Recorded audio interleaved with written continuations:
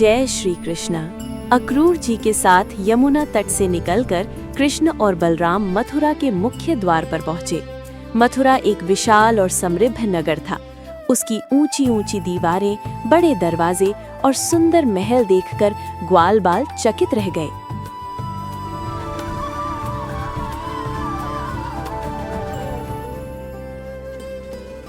लेकिन मथुरा वालों के लिए सबसे बड़ा आश्चर्य कोई महल या किला नहीं था। उनके लिए आश्चर्य थे वो दो दिव्य बालक जो रथ से उतरकर पैदल ही नगर भ्रमण यानी सिटी टूर के लिए निकल पड़े। कृष्ण और बलराम की सुंदरता ऐसी थी कि जो उन्हें देखता वो देखता ही रह जाता।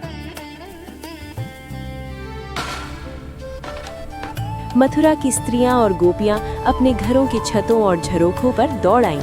कोई श्रृंगार कर रही थी तो वैसे ही आधे श्रृंगार में भागी आईं।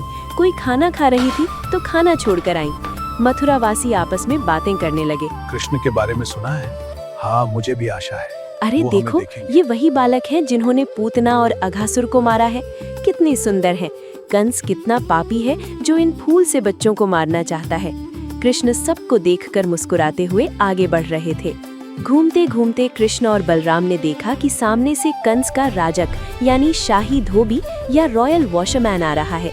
उसके पास कंस के सुंदर और कीमती कपड़ों का गट्ठर था। कृष्ण को अपने दोस्तों के लिए कुछ अच्छे कपड़े चाहिए थे। उन्होंने बड़े ही प्रेम से उस धोबी से कहा, धोबी जी रुकिए। अरे क्या बात है? हे भैया, हम बाहर से आए हैं, क्या तुम इनमें से कुछ कपड़े हमें दे सकते हो? ईश्वर तुम्हारा भला करेगा। लेकिन वो धोबी कंस का नौकर था। उसमें कंस जैसा ही अहंकार था। उसने गुस्से में कृष्ण का अपमान करते हुए कहा, ए गवार ग्वालो, तुम्हारी हिम्मत कैसे हुई कंस महाराज के कपड़े मांगने की? तुम लोग तो जंगल में जानवरों के साथ घूमने वाले हो। तुम्हारी औकात नहीं है इन राजसी वस्त्रों को पहनने की। चुपचाप यहाँ से निकल जाओ, वरना मरवा दूंगा। कृष्ण को गाली और अपमान बिल्कुल बर्दाश्त नहीं है। दोस्तों का गुस्सा। जब अहंकार सीमा पार कर गया तो कृष्ण ने एक पल भी नहीं लगाया।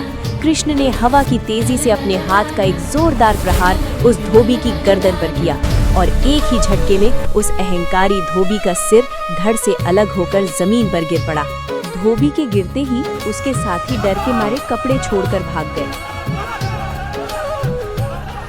कृष्ण और बलराम ने वो कीमती वस्त्र अपने ग्वाल बालों में बांट दिए। लेकिन वो कपड़े बड़े थे और ग्वालों को ठीक से फिट नहीं आ रहे थे। तभी वहाँ एक शांत और भक्त दर्जी यानी टेलर सामने आया। दर्जी ने जब ईश्वर को अपने सामने देखा तो उसका हृदय प्रेम से भर गया।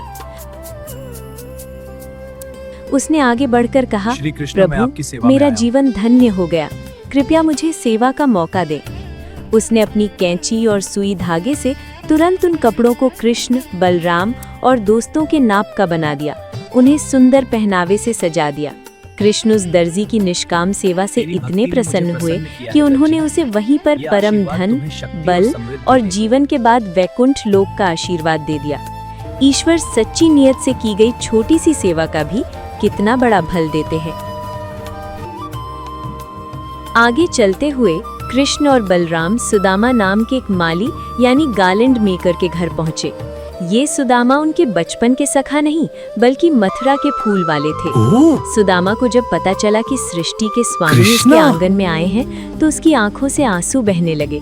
सुदामा ने तुरंत उन्हें आसन पर बिठाया, उनके चरण धोए और पूरे घर में वो पवित्र जल छिड़का।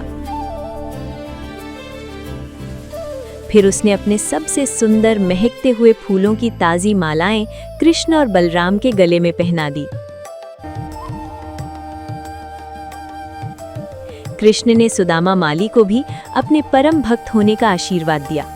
मथुरावासी ये सब देखकर समझ गए कि ये बालक दीनों नाथों के नाथ हैं। दिन ढलने वाला था। नगर भ्रमण पूरा हो चुका था। अब बारी थी उस काम की जिसके लिए कंस ने उन्हें बुलाया था।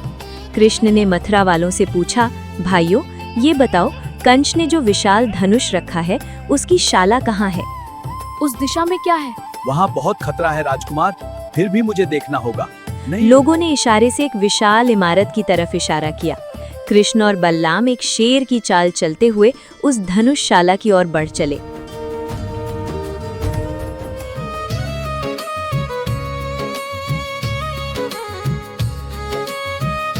महाराज देवकी का 8वां पुत्र। उधर महल में जब कंस को पता चला कि कृष्ण मथुरा आ चुका है और उसने धोबी को मार दिया है, तो कंस थर थर कांपने लगा।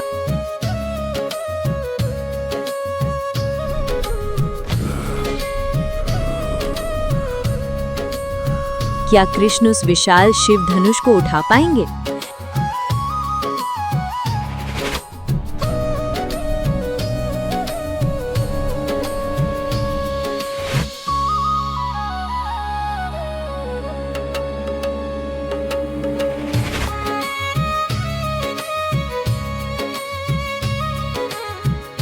देखिए अगले धमाकेदार एपिसोड में धनुष भंग, द ब्रेकिंग ऑफ द बो।